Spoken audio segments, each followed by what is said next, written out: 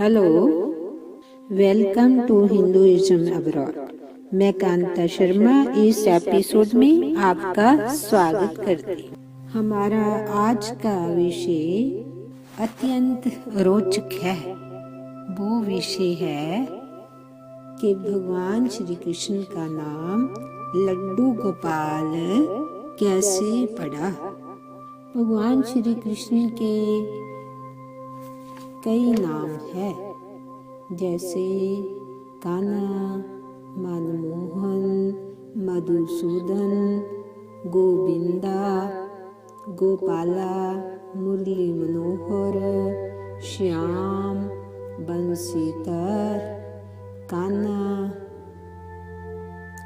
और ना जाने कितने नाम हैं। लेकिन इनमें से एक प्रसिद्ध नाम है लड्डू गोपाल। आज हम आपको एक कथा बताएंगे जिससे हम जानेंगे कि श्री कृष्ण का नाम लड्डू गोपाल कैसे पड़ा। आओ हम इस कथा को श्रवण करें। ब्रज भूमि में बहुत समय पहले श्री कृष्ण के एक परम भक्त रहते थे, जिनका नाम था कुंभन दास जी। उनका एक पुत्र भी था जिसका नाम था रघुनंदन। कुंभन दास जी के पास बंसरी बजाते हुए श्री कृष्ण जी का एक विग्रह था। वे हर समय प्रभु भक्ति में लीन रहते और पूरे नियम से श्री कृष्ण की सेवा में विलीन रहते थे। वे उन्हें छोड़कर कहीं नहीं जाते थे, जिससे उनकी सेवा में कोई विघ्न न हो। और प्रतिपल प्रभु लड्डू गोपाल जी के साथ ही बिताना शुभ मानते थे। एक दिन वृंदावन से उनके लिए भागवत कथा करने का न्योता आया। पहले तो उन्होंने मना किया, परंतु लोगों के जोर देने पर वे कथा करने के लिए तैयार हो गए। और उन्होंने सोचा कि मैं प्रतिदिन कथा करके वापस लौट आया करूँगा और भगवान की सेवा का नियम भी नहीं छूटेगा। उन्होंने अपने पुत्र रघुनंदन को समझा दिया कि जब मैं कथा करने जाया करूँगा तो मैं भगवान के लिए भोग बनाकर रख दूंगा और आप प्रभु को, ठाकुर जी को ये भोग लगा देना। जिस दिन कथा करने गए, कुंभन दास जी भोजन की थाली बनाई और अपने बेटे को समझाया कि जे प्रसाद आप ठीक समय पर लड्डू गोपाल जी को लगा देना। रघुनंदन जी ने भोजन की थाली उचित समय पर ठाकुर जी के सामने रखी और बहुत ही सरल मन से आग्रह किया कि ठाकुर जी आओ और भोग लगाओ। क्योंकि रघुनंदन जी बच्चा था, उसने अपने बाल मन में ये छवि थी कि वे आकर अपने हाथों से भोजन करेंगे जैसे हम खाते हैं। उसने बार बार आग्रह किया, लेकिन भोजन तो वैसे ही रखा था। अब रघुनंदन क्योंकि बच्चा था, वो उदास हो गया और रोने लगा। रोते हुए ठाकुर जी को पुकारा कि ठाकुर जी आप आ क्यों नहीं रहे, भोग क्यों नहीं लगा रहे।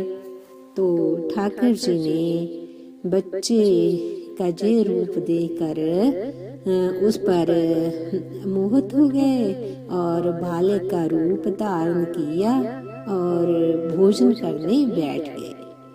रघुनंदन बहुत ही प्रसन्न हुआ। रात को कुंभनदास जी जब कथा करके लौट कर आए और बेटे से पूछा कि लड्डू गोपाल जी को भोग लगा दिया था, तो रघुनंदन ने कहा, पिताजी मैंने प्रसाद ठाकर जी को लगा दिया था। तो पिताजी ने कहा कि थोड़ा प्रसाद मुझे भी दो खाने को। तो रघुनंदन ने कहा कि पिताजी ठाकर जी ने सारा ही भोजन खा लिया। उन्होंने सोचा बच्चे को भूख लगी होगी तो उसने खुद ही खा लिया। अब तो ये रोज का ही नियम हो गया। कुंभनदास जी भोजन की थाली लगा कर जाते और रघुनंदन ठाकर जी को भोग लगाते। जब प्रसाद मांगते तो एक ही जवाब मिलता कि पिताजी सारा भोजन लड्डू गोपाल ने खा लिया। कुंभनदास जी को अब लगा कि पुत्र झूठ बोलने लगा है, लेकिन क्यों? उन्होंने उस दिन लड्डू बनाकर थाली में सजा दिए और छुप कर देखने लगे कि बच्चा क्या करता है। रघुनंदन ने रोज की तरह ठाकर जी को पुकारा तो ठाकर जी बालक के रूप में प्रकट होकर लड्डू खाने लगे।